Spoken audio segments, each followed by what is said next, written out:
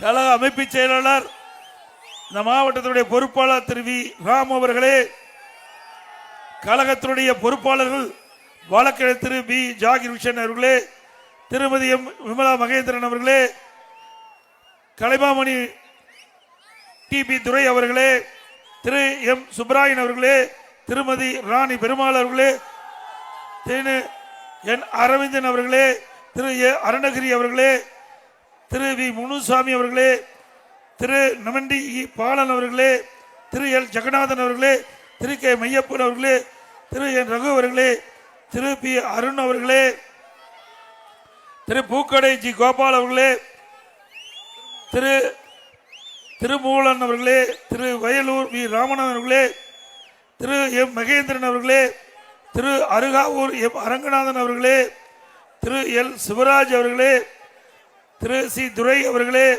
செய்யார் நகர கழக செயலாளர் திரு கே வெங்கடேசன் அவர்களே, திரு எஸ் ரவிச்சந்திரன் அவர்களே, திருமதி அருணாதுரை அவர்களே, திரு டி தவமணி அவர்களே, பாஜக மாவட்ட தலைவர் திருமதி கவிதா வெங்கடேசன் அவர்களே, தமாக மாவட்ட தலைவர் திரு தாமோதரன் அவர்களே, ஐஜேகே மாவட்ட தலைவர் திரு ஜெகநாதன் அவர்களே, குறிச்சிபால் மாவட்ட செயலாளர் திரு இளங்கோ அவர்களே, மற்றும் இங்கு திரளாக வருகின்ற சிறப்பித்துக் கொண்டிருக்கின்ற அனைத்து இந்திய அண்ணா திராவிட முன்னேற்ற கழகத்தில் பல்வேறு பொறுப்புகளை வைக்கின்ற நிர்வாகிகளே, கழக உடற்பொறுப்புகளே, நம் கூட்டணி கட்சி சேர்ந்த நிர்வாகிகளே, தொண்டர்களே, பெரியவர்களே, தாய்மார்களே, விவசாயிகளே, விவசாய தொழிலாளிகளே, கைத்தறி நெசவாளர்களே, மகளிரை சேர்ந்த சகோதரிகளே, இளைஞர் வட்டாளங்களே, பத்திரிகையாளர்களே, ஊடகங்களே, அனைவருக்கும் என்னுடைய முதற்கண் வணக்கம். அனைத்து இந்திய அண்ணா திராவிட முன்னேற்ற கழகத்தை பொறுத்த வரைக்கும் இன்றைக்கு மக்களை நம்பி அண்ணா திமுக தேர்தலை சந்திக்கிறது. திமுக கூட்டணியை நம்பி தேர்தலை சந்திக்கிறது. மக்கள் தான் எஜமானவர்கள்.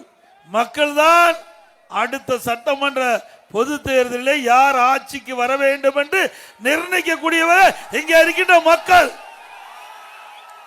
ஆனால் திரு ஸ்டாலின் அவர்கள் கூட்டணி பலம், எங்க கூட்டணி பலம், அடுத்த ஆண்டு நடைபெற்ற சட்டமன்ற தேர்தலில் திராவிட முன்னேற்ற கழக தலைமையில் அமைக்கப்பட கூட்டணி வெற்றி பெற்று ஆட்சி அமைக்கும் என்று கனவு காண்டு கொண்டிருக்கின்றார். அந்த கனவு காணல் நீராகத்தான் இருக்கும்.